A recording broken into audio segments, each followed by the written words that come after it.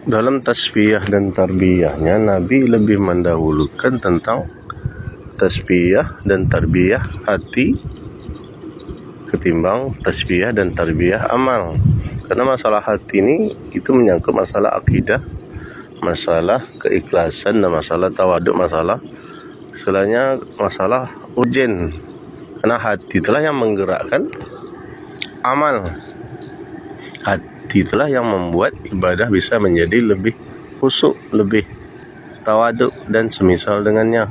Makanya itu dinamakan itu yang dinamakan hakikat. Makanya Nabi sering mengajarkan dalam beberapa banyak hadis disebutkan salah satunya hakikat kaya, kata Nabi, adalah bukan kaya harta tetapi kaya hati. Disitulah Nabi mentasbih bahwa orang yang memandang harta itu adalah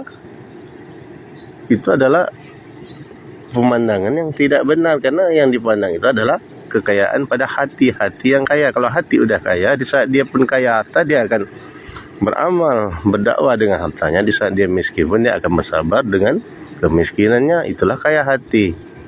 Beda orang yang tidak kaya hati, di saat dia kaya ia poya-poya, hura-hura, dia maksiat dengan hartanya. Di saat dia miskin dia mengeluh, malah berbuat maksiat dengan kemiskinannya.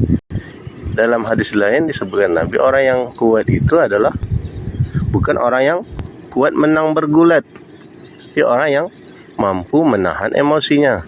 Di situ Nabi mentasfiyah tentang masalah orang memandang sesuatu dari sisi kekuatan, padahal kekuatan itu banyak orang yang kuat tapi ia tidak beriman.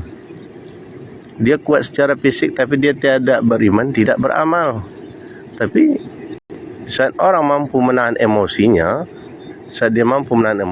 tentu dia hatinya bagus, kualitas hatinya bagus. Di situ mungkin dengan kualitas hati yang bagus tentu lebih mudah untuk dia beriman dan untuk dia beramal. Tapi di saat orang emosi, di saat dia beramal, amalannya pun tidak akan khusyuk, perbuatannya pun tidak bisa terkontrol dan akan menimbulkan maksiat dan semisal dengannya. Maka disebutkan dalam hadis lain, Nabi mengajarkan juga hakikat orang yang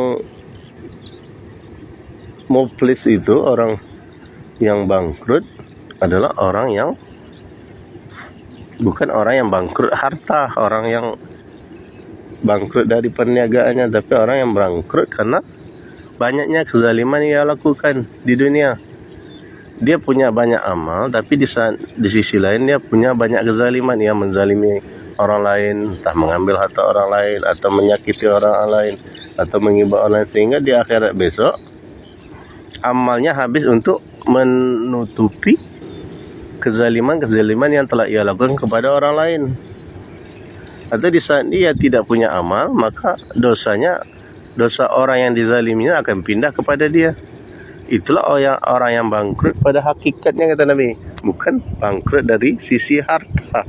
Karena harta itu bukanlah suatu standarisasi. Karena Allah dah disebut Allah hanya melihat kepada walakin yanzur ila qulubikum wa amalikum. Allah melihat kepada hati, amalan hati, kualitas hati, wa amalikum, dan kualitas amal. Kualitas hati tentu dengan keikhlasan, dengan tauhid, dengan tawaduk dan semisalnya, dan kualitas amal tentu dengan ittiba, mengikuti perintah Nabi. Maka disebutkan dalam hadis, man amila amalan laisa alaihi amruna fa huwa raddun. Orang siapa yang melakukan amal tidak ada perintahnya dari kami, tertolak. Jadi amalan hati pun yang tidak mengikuti perintah dari Nabi, yaitu dari segi tauhid, dari segi keimanan, dari segi keikhlasan, pun akan termasuk kepada bagian ini. Tak diterima, tertolak, tidak mengikuti ketetapan dari syariat dalam keimanan, keikhlasan, dalam ketauhidan dan semisal dengannya. Jadi yang dikatakan hakikat itu adalah memperbaiki kualitas hati, tauhid, keikhlasan dan sebagainya. Kemudian baru ditambah dengan kualitas amal. Itulah kualitas. Jadi secara kualitas yang dilihat adalah kualitas hati dan kualitas amal. Kemudian baru ditambah dengan kuantitas. Setelah kualitas hati, kualitas amal udah bagus, baru memperbanyak amalan tadi. Fastabiqul khairat, berlomba-lomba dalam kebaikan, memperbanyak amal. Tentu amal yang disyariatkan, bukan amalan yang tidak disyariatkan, bukan amalan bid'ah. bukan amalan syirik, bukan amalan yang mengandung maksiat. Jadi memperbanyak amal itu dalam amal yang disyariatkan, karena amal yang tidak disyariatkan tidak diterima. Sebanyak apapun tidak ada, syirik akan menghapus segala amal, sedangkan bid'ah itu tertolak dan diancam dengan neraka.